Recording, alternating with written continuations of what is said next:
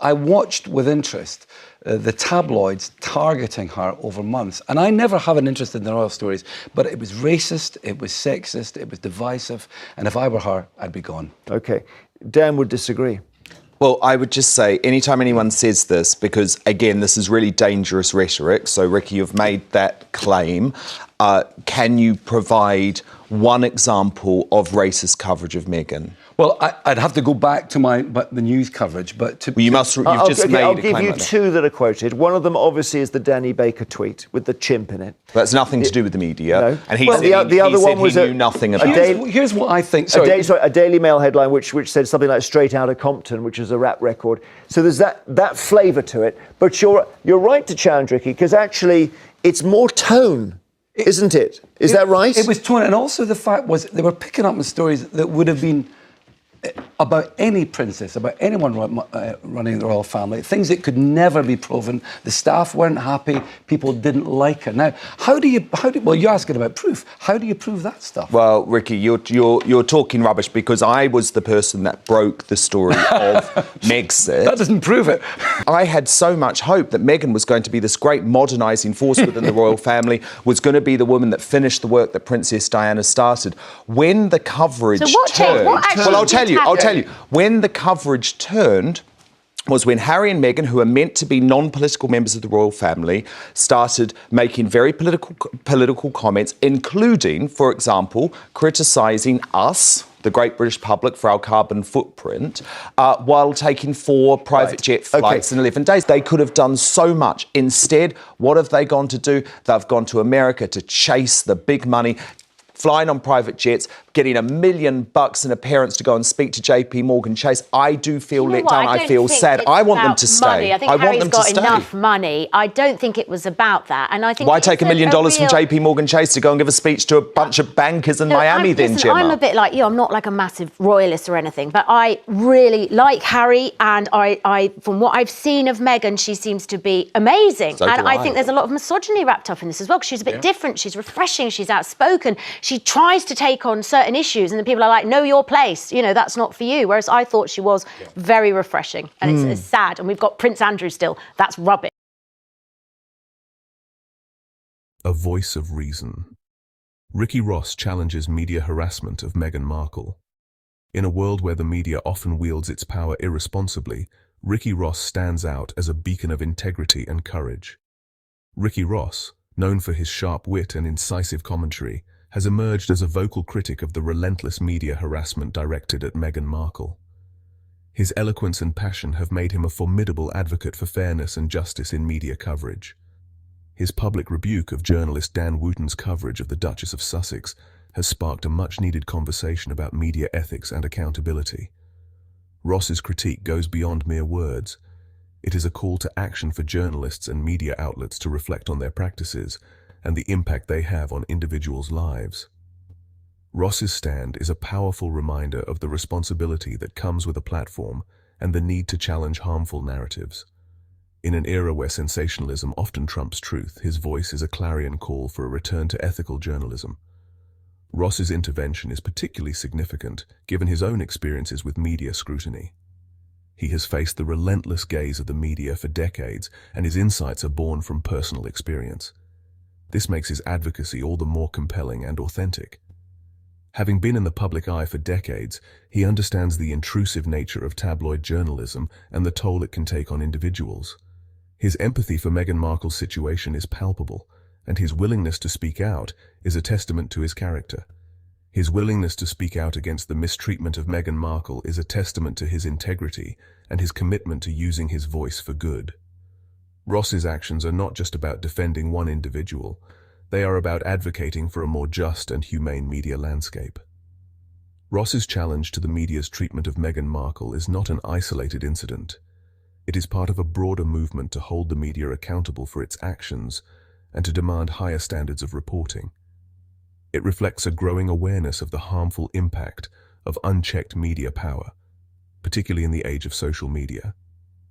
The digital age has amplified the reach and influence of the media, making it more important than ever to ensure that this power is used responsibly. His actions serve as a call to action for others with influence to leverage their platforms to hold the media accountable and promote responsible reporting. Ross's example shows that it is possible to make a difference, even in the face of powerful media interests.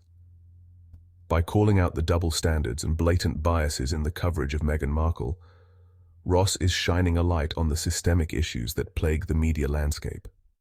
His critique is not just about one journalist or one media outlet. It is about a culture of bias and sensationalism that needs to be addressed. His voice is a powerful reminder that silence is complicity, and that it is incumbent upon all of us to challenge injustice wherever we see it. Ross's courage and conviction inspire others to speak out and to demand better from the media. In doing so, he is helping to create a more just and equitable society for all. Dan Wootton's Toxic Narrative, a case study in media bullying. This chapter delves into the intricate and often harmful dynamics of media coverage, focusing on the relentless negative portrayal of Meghan Markle by certain media figures. Dan Wootton, a prominent figure in British tabloid journalism, has been at the forefront of the relentless negative coverage of Meghan Markle. His influence in the media landscape cannot be understated, as his articles and commentary have reached millions, shaping public perception. His articles and commentary have consistently painted her in a negative light, often relying on unsubstantiated rumors and harmful stereotypes. This approach not only undermines journalistic integrity, but also perpetuates harmful narratives that can have lasting impacts on individuals' lives. Wootton's work exemplifies the toxic nature of tabloid journalism, where sensationalism and clickbait often take precedence over truth and accuracy. In an industry driven by clicks and views, the line between news and entertainment becomes increasingly blurred, leading to a culture where the most outrageous stories often gain the most traction. Ricky Ross, a vocal critic of such practices, directly challenged Wootton's narrative, accusing him of peddling falsehoods and contributing to a climate of hostility towards the Duchess. Ross's intervention is significant, as it brings to light the often unchecked power of media figures in shaping public opinion. He highlighted the hypocrisy in Wootton's reporting, pointing out the stark contrast between his harsh criticism of Markle and his previous praise for her.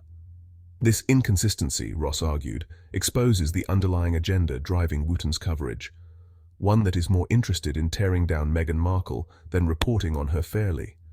This inconsistency, Ross argued, exposes the underlying agenda driving Wootton's coverage, one that is more interested in tearing down Meghan Markle than reporting on her fairly.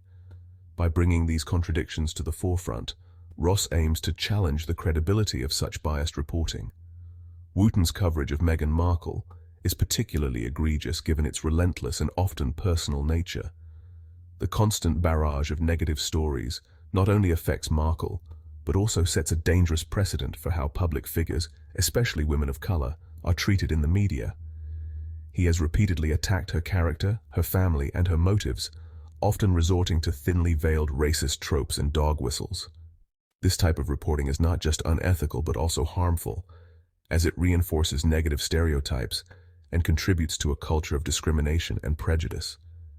This type of reporting goes beyond mere criticism and veers into the realm of harassment and bullying, creating a hostile environment that has real-world consequences for its target. The impact of such relentless negativity can be profound, affecting mental health and personal well-being. Ricky Ross's decision to single out Wootton is a strategic move to expose the individuals who are driving the negative narrative against Meghan Markle. By calling out these practices, Ross hopes to initiate a broader conversation about media ethics and the responsibility of journalists. By naming and shaming those responsible, Ross aims to hold them accountable for their actions and deter others from engaging in similar behavior. His stand is a reminder that journalists are not above scrutiny, and that their words have power and consequences. His stand is a reminder that journalists are not above scrutiny, and that their words have power and consequences. In an age where misinformation can spread rapidly, holding media figures accountable is more important than ever. Ross's actions serve as a call to action for both the public and the media industry to demand higher standards of integrity and fairness in reporting. Systemic bias. Unmasking the racist undertones in Meghan Markle's coverage. The media's portrayal of Meghan Markle has been a subject of intense scrutiny and debate, revealing the deep-seated prejudices that still exist in modern society. The relentless negativity directed at Meghan Markle cannot be divorced from the undercurrents of racism and xenophobia that permeate British society. This is not just about celebrity gossip. It is a reflection of broader societal issues that affect many people of color. From the outset, her relationship with Prince Harry was met with a level of scrutiny and criticism that was notably absent from coverage of Prince William's courtship and marriage to Kate Middleton. The media's obsession with Meghan's background, her family, and her every move was unprecedented and often tinged with a sense of otherness. The racist undertones in the media's portrayal of Meghan Markle are undeniable and speak to the deeply ingrained biases that continue to plague society. These biases are not always overt. They often manifest in subtle ways that can be just as damaging. One of the most insidious aspects of the racist coverage of Meghan Markle is the use of coded language and dog whistles. Terms like exotic, difficult, and demanding are often used to undermine her character and paint her in a negative light without being explicitly racist. She has been labeled as difficult, demanding, and controlling, terms that are often used to denigrate and undermine women of color. These labels are not just words, they have real consequences affecting how she is perceived by the public and how she is treated by the media. These stereotypes are then amplified and reinforced through social media, creating a feedback loop of negativity that is difficult to escape. The constant barrage of criticism can take a toll on mental health and well-being, making it challenging for anyone to navigate such a hostile environment. The contrast between the media's treatment of Meghan Markle and Kate Middleton is stark and revealing.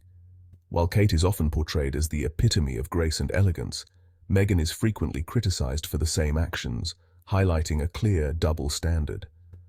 While Middleton has been generally portrayed as a picture of grace and poise, Markle has been subjected to a constant barrage of criticism, often for the very same behaviors. This disparity in treatment underscores the implicit biases that exist within the media and society at large. This double standard exposes the implicit bias at play and underscores the challenges faced by women of color in the public eye. It is a reminder that the fight for equality is far from over, and that we must continue to challenge these biases whenever they arise. Ricky Ross's decision to call out the racist undertones in the coverage of Meghan Markle is a significant step towards dismantling the structures that perpetuate inequality. His willingness to speak out against these injustices is a powerful example of allyship and advocacy. By openly acknowledging the role of race in the media's treatment of Markle, he is challenging the status quo and demanding a more just and equitable media landscape. His actions serve as a call to action for others to recognize and address the systemic biases that exist within their own spheres of influence. His voice is a powerful reminder that silence is complicity and that we all have a role to play in dismantling systemic racism.